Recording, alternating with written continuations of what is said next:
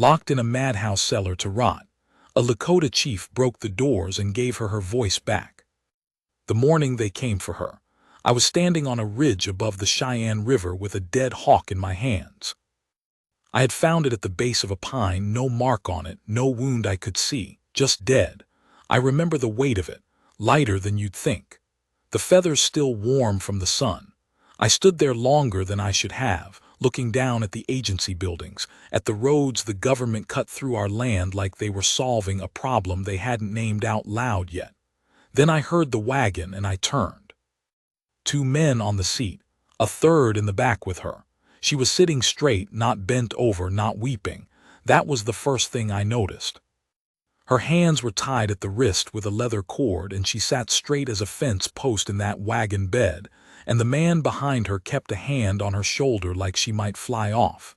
She wasn't fighting him. She was just looking. Her eyes moved the whole way down the road, taking it in. I knew who she was. Her name was Clara Briggs. Her father was Emmett Briggs, who ran the dry goods in the settlement at Broken Horn Creek, and her mother had died in childbirth 6 years back. She was, I don't know exactly, 24, maybe 25. She had taught reading to some of the Lakota children near the mission the winters before, when the missionary allowed it. My youngest sister's daughter had learned letters from her. I'd seen her twice from a distance at the agency, talking with the interpreter, a thin woman who always looked like she smelled something bad. I watched the wagon until it went out of sight in the cedars. Then I looked at the hawk again. I carried it down the ridge and set it at the base of the pine tree it had fallen from. I don't know why. It just seemed wrong to leave it in the rocks. The man who told me what had happened was a mixed-blood trapper named Cowboy, who sometimes worked as a courier for the agency. He came to my camp that evening. He didn't sit, just stood at the edge of the firelight with his hat in both hands, turning it, which was a habit of his when he was carrying something uncomfortable. "They've taken Emmett Briggs's daughter to the territorial asylum," he said, "the one at Fort Calder." I added a stick to the fire. "Why?" "Her father signed a paper, said she was unmanageable, had fits, wasn't in her right mind." He paused. "There's a man who wants the Briggs land, name's Cutter. He's been at Emmett for 2 years to sell. Emmett won't. Emmett's also not well, his chest. He might not last the winter." Cowboy turned the hat again. "The daughter would inherit, but if she's committed, declared not competent, then Cutter can go to the court and petition for guardianship of the estate. Move the old man into care somewhere. Take the land." I sat with that. "Was she unmanageable?" I said. "She went to the territorial newspaper," he said, "wrote a letter about conditions at the agency school, the rations being shorted, about what the schoolmaster was doing to some of the children." He stopped, turning the hat. "The schoolmaster is Cutter's nephew." I said nothing for a while. "Who drove the wagon?" I said. "He told me." I told him to go. Fort Calder was 4 days' ride east through country that got flatter and colder the further you went, the sky pressing down like a lid, the grass gone brown and the creeks running low and cloudy.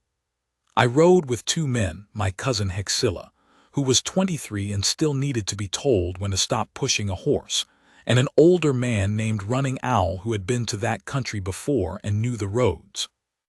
We didn't talk much. There wasn't much to say. Running Owl had known Clara Briggs's mother slightly, from before she died.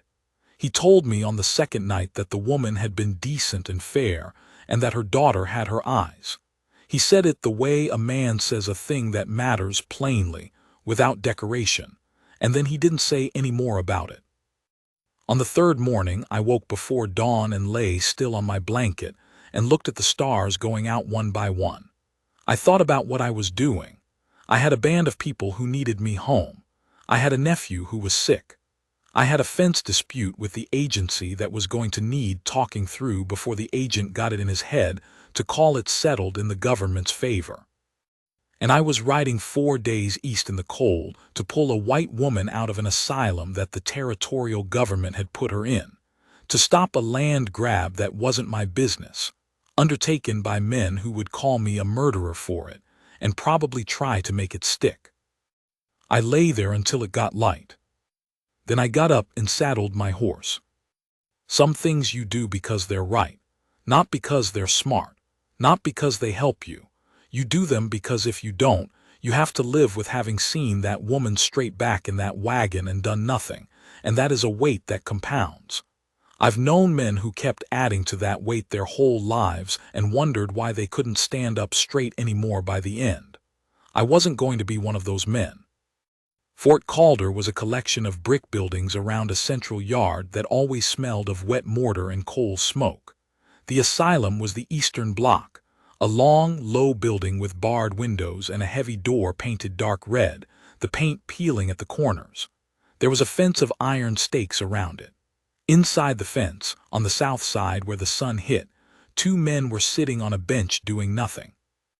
We came in on the post road at mid-morning, 3 Lakota men, and I watched the town arrange itself around our arrival the way towns do.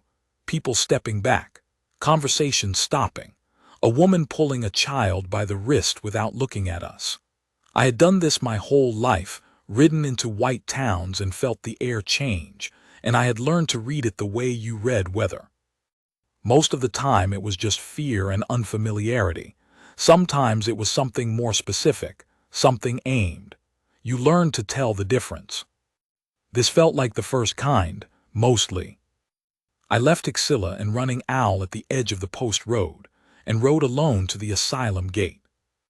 The man who came out to meet me was the administrator, a soft-faced man in a brown coat with ink on his fingers.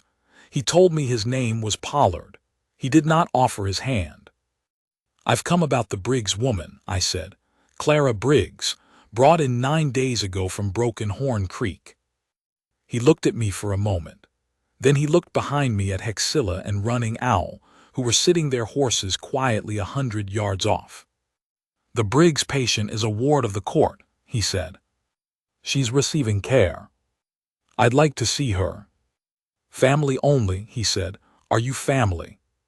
"No." "Then I'm afraid." "I'm going to see her," I said. It wasn't loud. It wasn't a threat exactly. It was just a statement of what was going to happen, and I said it the way I would have said the sun was going to come up. Not because I was big, not because I had men behind me, but because there are moments when certainty is its own force. You either have it or you don't. I had learned to have it a long time ago, in a harder place than this. Pollard looked at me. "Let me speak to the physician," he said. He went inside. I dismounted and stood at the gate and waited. 2 of the staff came to the window and looked out at me. I looked back at them until they went away. The physician was a young man named Tarcher who was too ambitious for Fort Calder and knew it. He came out adjusting his coat, setting his face into something official. He told me that Miss Briggs was under observation, and that her case was a matter for the court, and that he would need to consult with the legal guardian before admitting any visitors. "Who is the legal guardian?" I said.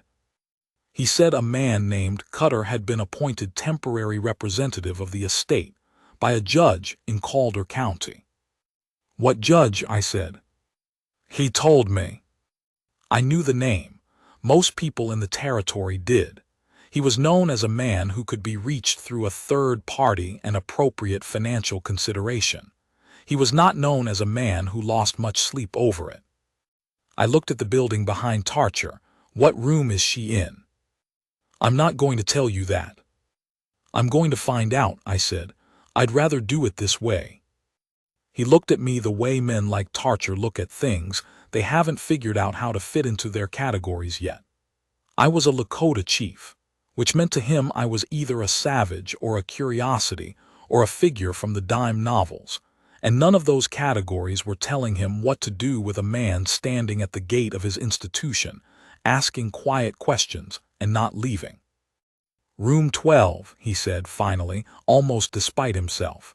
"But she's not able to receive visitors. She's in a calm period. We don't want to disturb that." "What does a calm period mean?" I said. He didn't answer. I looked at the building one more time. Then I nodded, and I got back on my horse, and I rode back to where Hixilla and Running Owl were waiting. She was in the cellar. I found that out through a Lakota woman named Hannah who worked in the asylum kitchen, a relative of Fauke's wife, and she had been watching for us because Fauke had sent word ahead through some network of trust I didn't fully understand but was grateful for. She came to the fence on the kitchen side at noon with a tin pail like she was emptying slop, and she told me in 2 sentences and then walked away. They called it Room 12. It was a storage room in the basement, stone-walled below the frost line. They put people there when they were disruptive. Clara Briggs had been disruptive when they first brought her, she had shouted. She had named names. She had told every patient and staff member within earshot exactly who had put her there and why. So they had put her below. That was 9 days ago. Hannah did not know if she'd been brought up since. She thought not. I went back to Running Owl and told him what I knew. He listened. Then he said, "Tonight." I nodded. Hyxilla started to say something about how many men Cutter had in town, and Running Owl looked at him and he stopped. We went in at 2 in the morning. Not through the front gate. The fence on the north side had a section of loose stakes. The ground there was soft and low, and the footings had shifted. Running Owl had walked the perimeter at dusk while I sat visible at the post road, being something for people to watch. He found the gap. 3 stakes pulled free without noise if you worked them in the right direction. The north side was where the coal was delivered, and the coal door, a flat hatch set at an angle in the ground, was padlocked with a lock that was old enough to have a keyhole you could push a blade into. Hyxilla had grown up watching an uncle who was a locksmith, and he had never admitted this was useful until tonight, and the lock took him 6 minutes. Inside smelled of coal dust and damp stone. We had 1 lantern kept low. The stairs went down. The basement was long and ran the full width of the building. Shelving on both walls with supplies, lamp oil, blankets wrapped in paper, crates of flour. At the far end a door, wood with an iron bolt on the outside. I slid the bolt. The room beyond was small, maybe 8 feet by 10, stone floor, no window. A cot along one wall, a bucket in the corner. She was sitting on the edge of the cot, not lying down, sitting upright, her hands in her lap, the way I'd seen her in the wagon, like she had decided that whatever they did they were not going to find her lying down. The lantern light hit her face and she looked up at me and she didn't say anything for a moment, just looked. Her hair was loose and tangled, and there was a bruise along her left jaw, old enough to be going yellow at the edges, and her dress was dirty at the hem and her wrists. I could see her wrists were chafed from the cord they'd used when they brought her. Then she said quietly, "You're the chief from the river." "Yes," I said. "Morning Horse's niece told me about you, last winter when I was teaching." She looked at the lantern, then back at me. "How did you hear?" "Fauke." She nodded slowly. Then she stood up. She was a little unsteady. 9 days in a cold basement will do that, but she put her feet under her and straightened, and the steadiness came. "My father," she said. "He doesn't know what happened to you," I said. "Fauke believes Cutter told him you'd gone to stay with a cousin in the east." Something moved across her face. Not surprise exactly, more like confirmation of something she'd already worked out. "All right," she said. She picked up nothing because there was nothing to pick up. She walked to the door. I went first with the lantern and she followed, and Hyxilla came last. We went up through the cold dark and out through the hatch into the night air, and the stars were very bright, and the cold was a relief after the wet stone smell of that basement, and she stopped just outside the hatch and stood with her face tilted up for a moment, eyes closed. I waited. She opened her eyes and looked at me. "Where are we going?" she said. "West," I said, "to Broken Horn Creek first." "Your father." She nodded, then she said, "They'll come after." "I know," I said. "Cutter has money and the judge in his pocket, and—" "I know," I said again. She looked at me for a moment, then she said, "Why are you doing this?" I thought about how to answer that. I thought about the hawk. I thought about the wagon and her straight back and the weight of all the small things I had already let go of and wouldn't get back. I thought about Mourning Horse's niece learning letters from this woman in the cold of a mission room. Because it needed doing, I said. She held that for a moment. Then she nodded once and we moved. We rode through the rest of that night and into the gray morning, the four of us, Clara Briggs on Running Owl's spare horse, her sitting easy in the saddle in a way that said she'd ridden since she was a child. She didn't talk much. None of us did. There was nothing to talk about yet. There was only the moving and the cold and the road going west under the horse's feet. Around dawn she came up alongside me on a stretch where the road widened and said, "Your people, will there be trouble for you from this?" "There could be," I said. "I don't want that." "You didn't make the trouble," I said. "Cutter did." She was quiet again for a while. Then, "They said I was hysterical, had fits. Said I couldn't be trusted to manage my own affairs." She said it like she was reading from a document, flat and precise. 9 days I sat in that room thinking about how to say what I know in a way that doesn't get me put back. "And did you figure it out?" I said. "Some of it." She looked at the horizon, still dark blue in the west where the night was retreating. "I need a newspaper man who isn't afraid of Cutter. I need my father's land documents. I need—" She stopped. "I'm sorry, this isn't your problem to solve." "Some of it might be," I said. She looked at me. "Cutter's been moving on Lakota land too," I said. "For 2 years. Different men, different methods, same pattern. Your letter to the newspaper, the one about the agency school, it touched on some of that. The rations being shorted, that's Cutter's man running the supply contract." I paused. "What you know and what I know might sit better side by side than apart." She studied me. Not quickly. She was the kind of person who actually looked at something before she said anything about it. "You think we can make a case?" she said. "I think we can make noise," I said. "Noise in the right places at the right time is sometimes enough." She didn't say anything for a moment, then quietly, "All right." Emmett Briggs was worse than I'd expected. He was in the back room of the dry goods, in a narrow bed, his breathing audible from the front of the store. When Clara came through the door, he made a sound I hadn't heard a man make in a long time. Not grief exactly, more like something released that had been held under pressure for too long. He reached for her hand and held it and didn't let go. I stood in the front of the store with Hexilla and Running Owl and let them have the room. After a while she came out. Her eyes were red, but her face was composed. She told me her father hadn't known she was in the asylum. Cutter had come to him a week after she was taken and told him she'd gone east voluntarily, that she'd been distressed and needed rest and hadn't wanted to worry him. Emmett had believed it because he was sick and tired and because Cutter had been careful about it.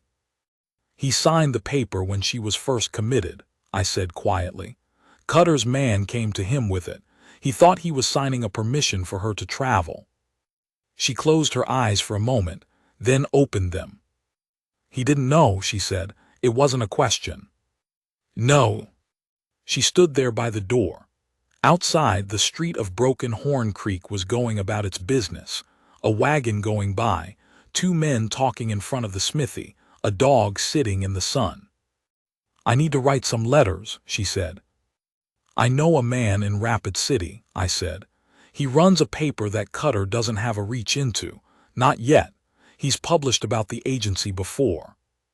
She looked at me. "You've been thinking about this for a while." "Since Fauke came to my camp," I said. She was quiet. Then, "Chief." "My name is Tall Bull," I said. She said it, tested the weight of it. "Tall Bull." She looked at me steadily. "What happens when we write the letters and Cutter pushes back, and he will?" "Then we deal with that," I said. "You make it sound simple." "It's not simple," I said, "but it's clear there's a difference." The next 3 weeks were not simple and not clear, and I won't pretend otherwise. Cutter sent 2 men to the Briggs property on the 4th day.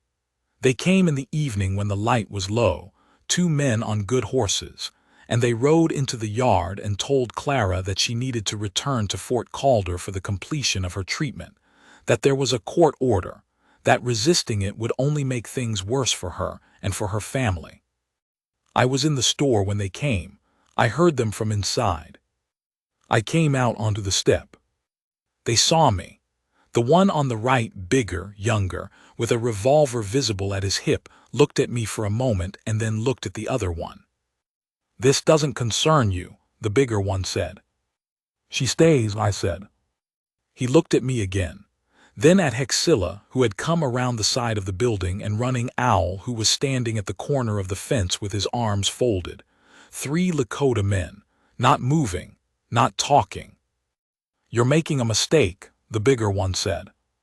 "Send Cutter himself next time," I said. "These men aren't worth his message." They left. The bigger one looked back twice. The other one didn't look back at all. Clara was standing in the doorway. She had watched the whole thing. When I came back inside, she didn't say thank you, which I respected. She said, "That won't be the end of it." "No," I said. "How long can you stay?" "Long enough," I said. She looked at me for a moment. Then she went back to the table where she'd been writing. I sat down near the window where I could see the road.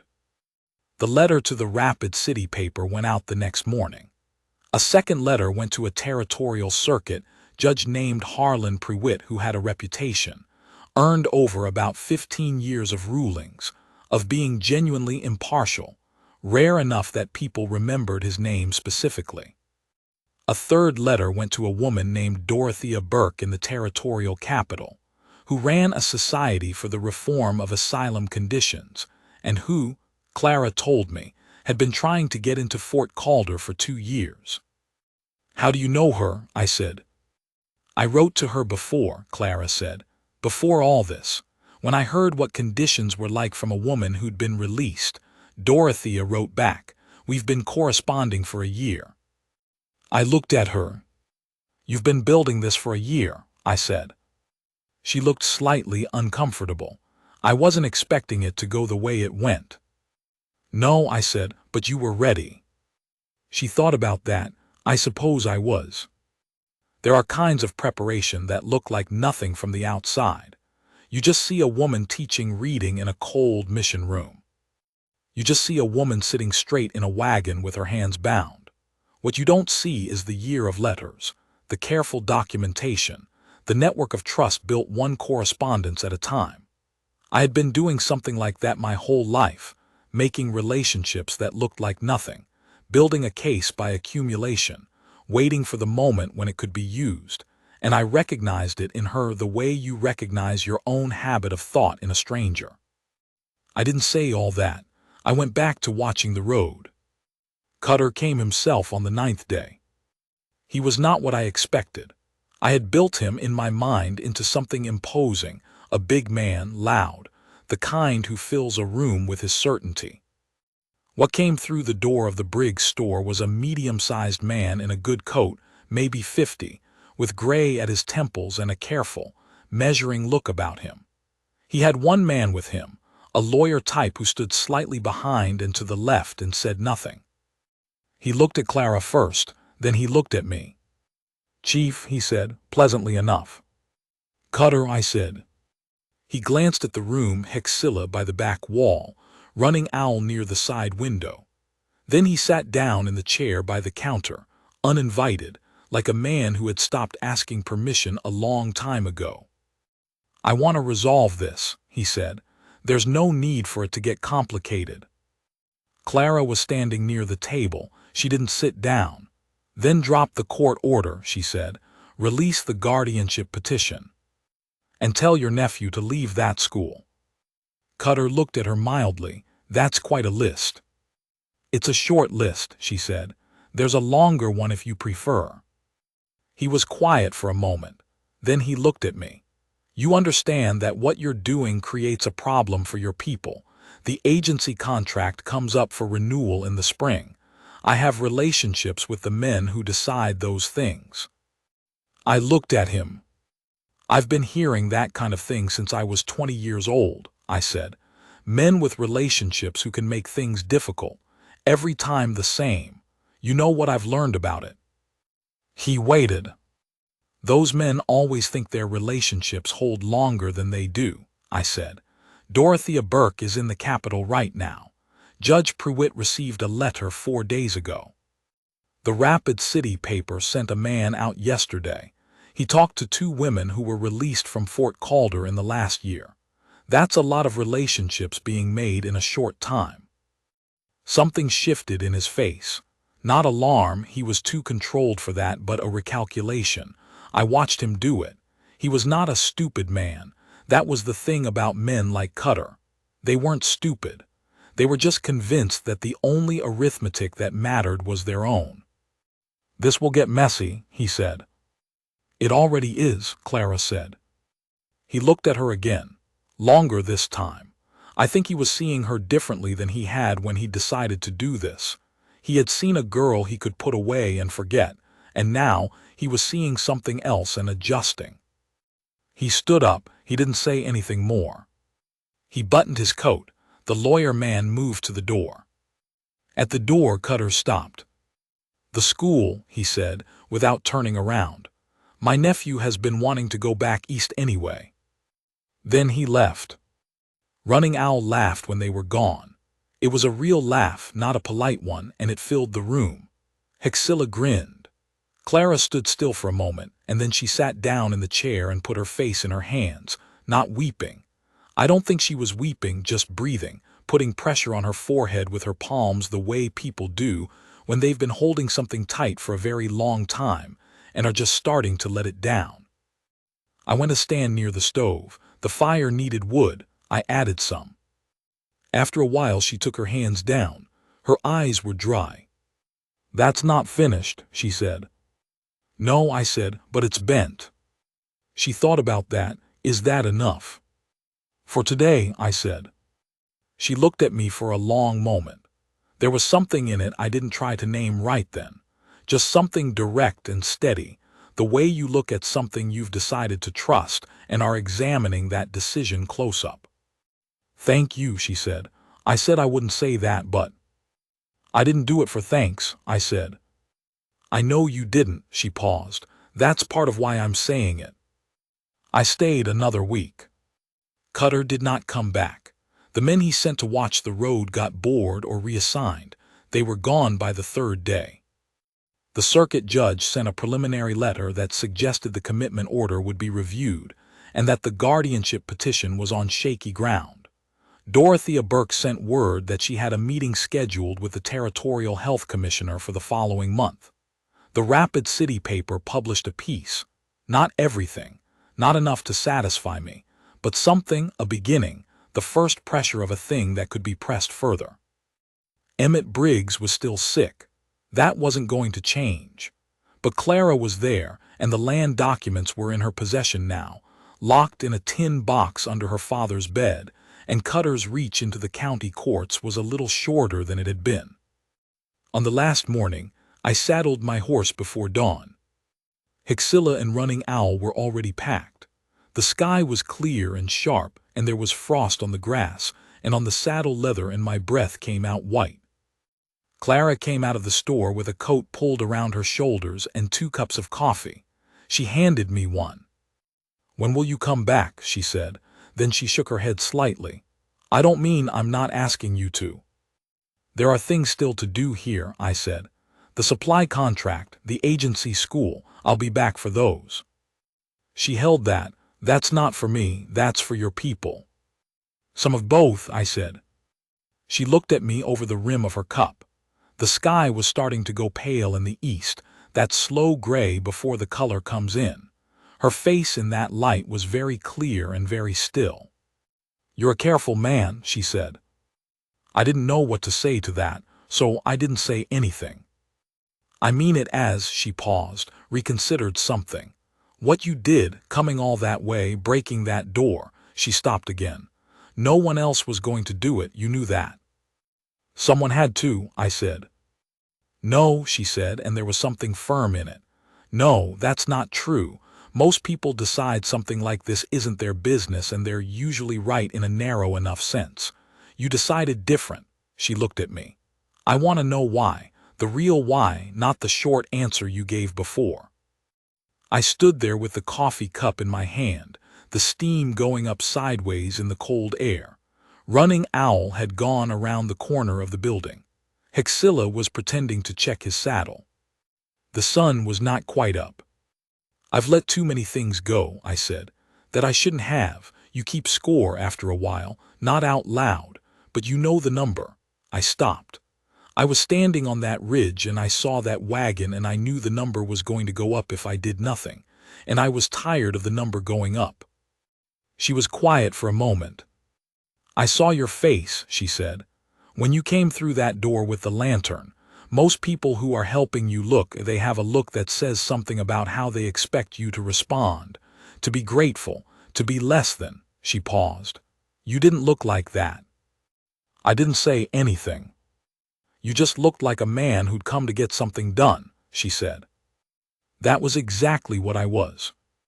It hadn't occurred to me that it would be unusual enough to mention.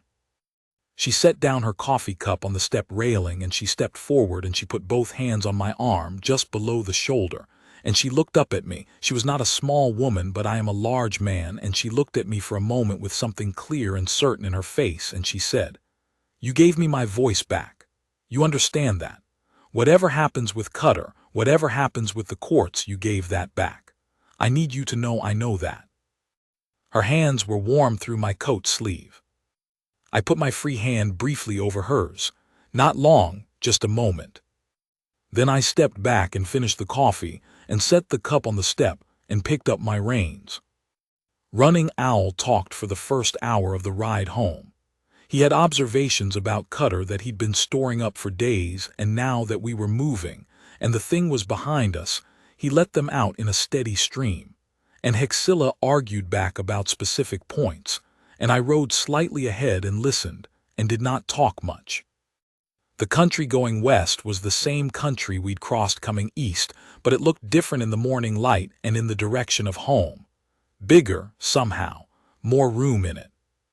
I thought about what she'd said. You gave me my voice back. I had broken a door. That was most of what I'd done, broken a door and stood in the road and sat at a window watching. Made it possible for her to do the things she was already capable of doing. That's what most of it is, really. Not the dramatic thing, the riding and the gate and the two men in the yard. The long, quiet thing, the showing up, the sitting at the window, the staying. I'd been chief of my band for 17 years. I'd been doing that long, quiet thing for 17 years. And I had not, in all that time, had anyone name it back to me the way she had. Not with that directness, not with that particular clarity. I didn't know what was going to happen with Clara Briggs. I knew what was in front of me, the supply contract, the school, the agency negotiations, the nephew that was gone but whose absence would create its own complications. I knew I would go back to Broken Horn Creek, because the work there wasn't finished, and because I had said so, and I do not say things I don't mean. But I won't pretend I was only thinking about the work.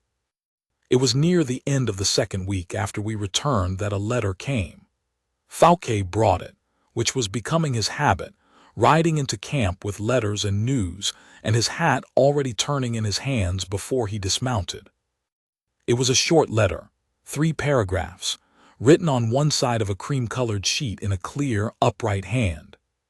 She wrote that the court order had been suspended pending review. She wrote that Dorothea Burke had sent a second letter indicating that Fort Calder was now under a formal inquiry by the Health Commissioner's office. She wrote that the Rapid City paper was publishing a second piece, longer, with more specifics, and that a paper in Sioux Falls had picked up the first one and run it with additional reporting about the supply contract. Then at the end she wrote, "My father had a good week. He sat outside for 2 afternoons. He asked me to tell you that a Lakota chief who rides 4 days to pull a woman out of a cellar is a man worth knowing, and that you have the use of this land any time you need it for any reason. I don't speak for my father, and I add only this: he's right. I read it twice. Then I folded it and put it inside my coat against the left side where the breast pocket is. Running Owl saw me do it and had the decency not to comment, though I knew he had seen. I went back in the spring, as I said I would. The supply contract negotiation was a slow and ugly piece of work that took 3 separate trips to the agency and 2 letters to the territorial government, and the patience of a man who has spent a lifetime doing slow and ugly work. Cutter's man was eventually replaced. It took most of the summer. Through all of it, Clara Briggs was making the same kind of noise she had always been making, just louder now and with the backing of people who could amplify it.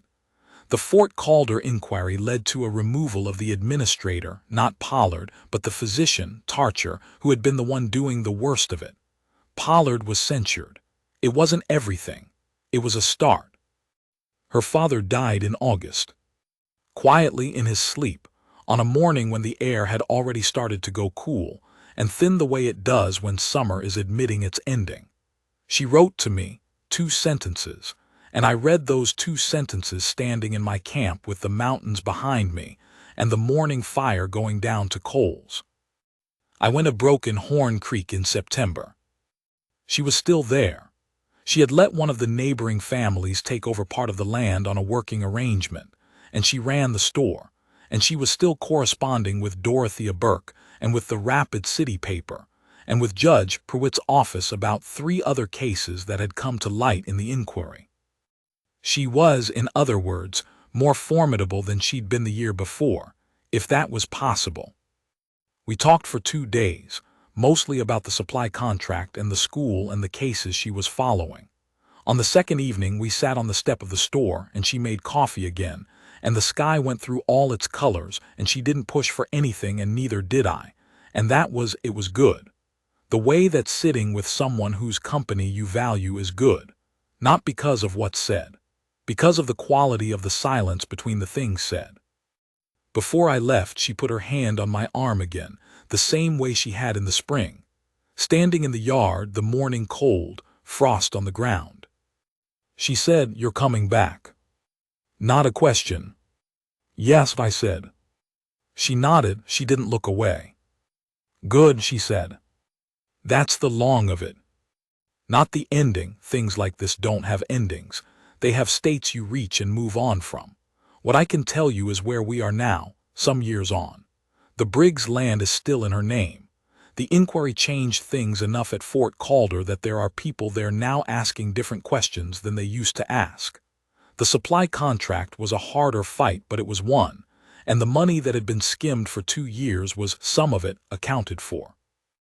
Cutter is still in the territory. Men like Cutter don't leave. They adjust and wait and find a different angle. I know that. She knows it. You don't win against men like that in one go. You win incrementally over years by not giving ground and by being harder to move than they expected you to be. She rides out to where my band camps sometimes, in the summer. She learned enough of the language to greet people properly and to thank people properly. And the women in camp, some of whom knew her from the mission schoolroom years, that was its own kind of bridge built slowly and carefully and honestly. And I have what I didn't know I was missing. Someone who looks at the same things I look at and reaches some of the same conclusions by a different route. Someone who knows what I did and why and names it back without making it smaller or larger than it was. Just plain, just true. Last summer she was standing at the edge of the creek on a morning when the light came sideways through the cottonwoods and lit the water up gold, and I came up behind her and she heard me and didn't turn, just said, "Look at that." I looked. It was just the creek, just light on water, but yes. "Yes," I said. She reached back and took my hand without turning around, and we stood there while the light changed, and I held her hand and looked at the water, and that was enough. That was more than enough. That was, I'll tell you what it was. It was the thing you stop expecting and then it arrives and you have no word for it except the plain one. It was good. I will not dress it up more than that. It was good.